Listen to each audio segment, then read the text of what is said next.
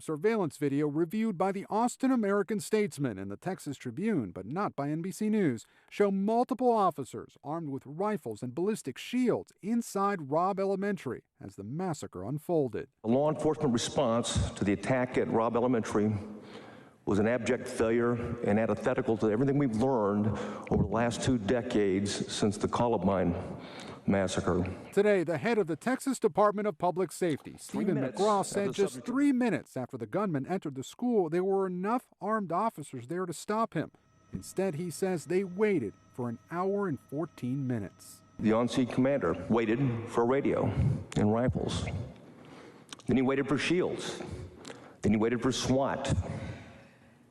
Lastly, he waited for a key that was never needed. McCraw says he believes the doors to the classrooms where 19 students and 2 teachers were killed were unlocked. Today, he provided the most detailed timeline of the carnage so far, based on surveillance footage, body camera video, and 911 calls. At 11:28 a.m., the shooter crashed his vehicle into a ditch. A minute later, a teacher called 911, reporting a man with a gun. At 11:31, a patrol car sped into the school parking lot, but drove by the shooter. At 11:33, he went inside and started shooting into classrooms. Within 3 minutes, 3 Uvalde police officers with 2 rifles entered the building. Seconds later, so did 2 school district officers, including Chief Pete Arredondo. He called a police landline from his cell phone, saying, "We don't have enough firepower. We all have pistols."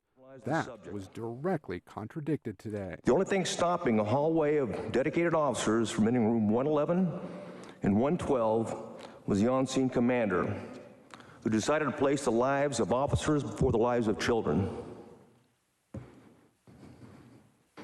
The officers had weapons, the children had none. Over the next 30 minutes, 911 calls from students inside the classroom begin. More ballistic shields arrive. Chief Arredondo requests the master key, and the gunman fires more rounds. Chief Arredondo then says, "We've lost 2 kids. These walls are thin. If he starts shooting, we're going to lose more kids. I hate to say, we have to put those to the side right now."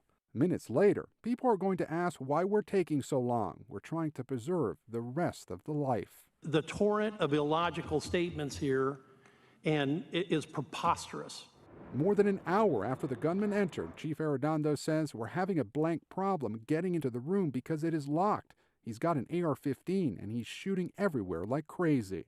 Not until 12:50 does a Border Patrol tactical team breach the classroom and kill the gunman, as Chief Arredondo ignored questions from reporters today in Uvalde anger. He needs to be held accountable. He needs to answer questions publicly and provide information for us.